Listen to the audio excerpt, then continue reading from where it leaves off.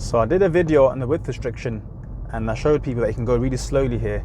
And for some reason, lots of people are saying you can fly through there at 30 miles per hour or whatever speed limit it is. You don't need to slow down, but that's crazy. You do need to slow down. As you can see here, lots of people in front are slowing down because that's what you need to do. Even this car's doing it slowly. But if you're unsure, let's say you've gone into first, then you want to go really slowly, and then you've misjudged it. Let's say you've misjudged it and you got too close. You can even stop the car. Yeah. Tuck your mirror in and then move through. Push it out again. That way, you're not going to scratch your car and you're not going to get a serious fault for hitting that width restriction. So a lot of people don't understand the difference between coasting and controlling the car with the clutch. Let me show you an example of coasting. So if I'm approaching this traffic light and then I just put my clutch down here and rolling down this road.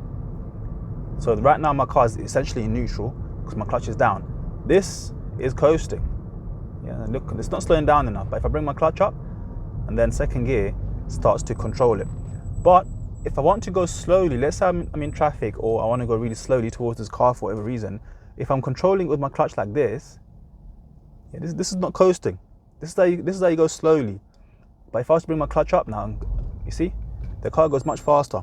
But if I wanted to control it and go really slow, I would use my clutch and just have it around the biting point. That's not coasting, it's just clutch control. So to do what that car just did in front, you can't bring the clutch all the way up. You have to do it like this, just around the biting point.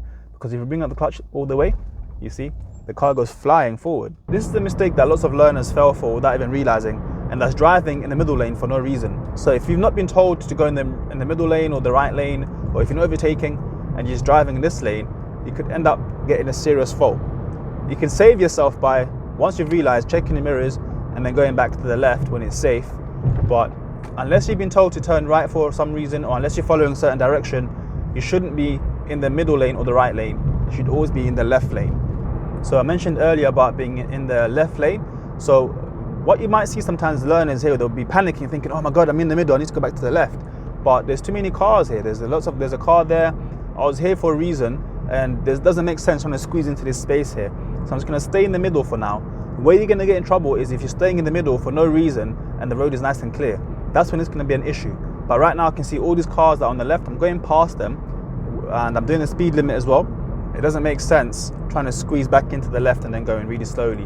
When I see a nice big gap and I'm not overtaking anyone anymore, I'm gonna go back to the left. So like now I can see these cars are going kind of faster now. So I'm just gonna slow down a bit and signal. There's a big gap on the left here and go into this space. Coming up to this traffic jam, so I'm just gonna reduce my speed. I'm in fourth right now and I wanna go straight from fourth into first gear.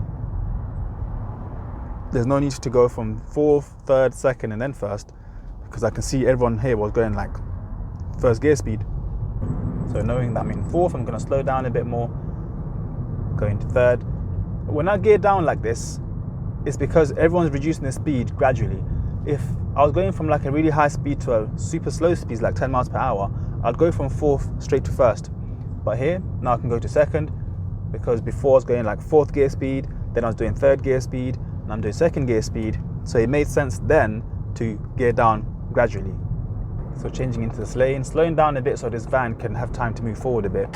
Then I want to go into the next lane again, so put my signal back on, check my mirror, have a little glance over my shoulder if I'm not sure whether I've got a space on that side or not. Because sometimes it might be someone in a blind spot. So normally I've got blind spot mirrors and I can tell without checking the blind spot, but if I'm unsure, I can just have a quick check over my shoulder like that.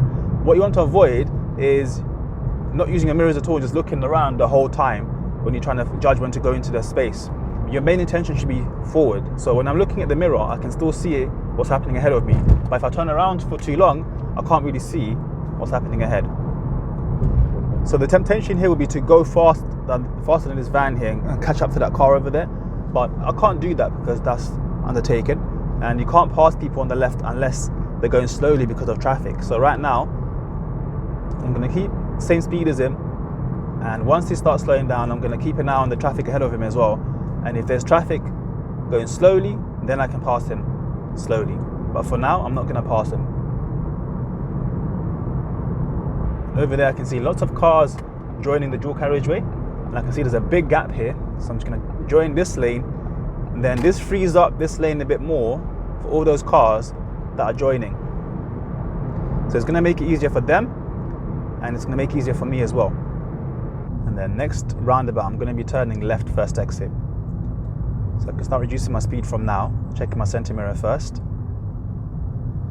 So I'm in second right now, and at some point I know I will need to go into first if this traffic doesn't move. So like now, the RPMs are dropping below 1,000 and the car's starting to rumble. If I left it any longer, the car is likely to stall. So then I can go into first, then I can creep up to the giveaway lane. This car just came into my lane, so I'm just gonna let him go through, and then clutch to the biting point, and then down a little bit, because if I bring up too high, it's gonna go too fast. So checking the right from early, keeping the space between me and this car here. And sometimes the mistake people make is they'll see that's clear here, and then they'll try to move, forgetting that that car in front might not have seen a gap. So you want to make sure before you move that the car in front of you has moved as well.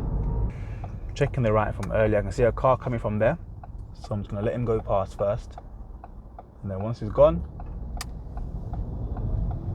added some gas as I'm bringing my clutch up into second, clutch up smoothly.